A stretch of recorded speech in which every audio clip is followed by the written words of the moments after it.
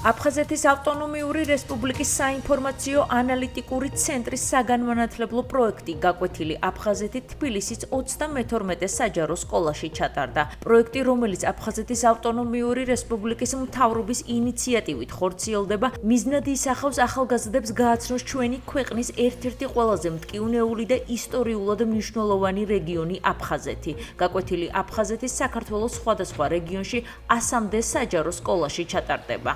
გაკვეთილი აფხაზეთი დღეს 32 საჯარო სკოლაში ჩატარდა. ბავშვები დიდი ყურადღებით და ინტერესით მოეკიდნენ გაკვეთილს.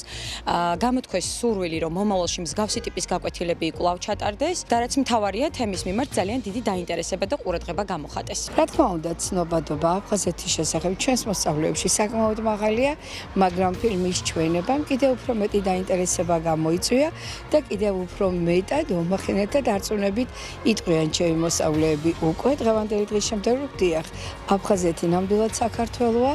ჩემი აზრით ძალიან მნიშვნელოვანი არის ჩვენი ასაკის ბავშვებისთვის ეს ინფორმაციების გაგება და ესეთი გაკვეთილების ჩატარება. ძალიან ბევრი რამე გავიგე. ზოგადად ჩვენ ასაკში ყველამ უნდა იცოდეს აფხაზეთზე რაღაც.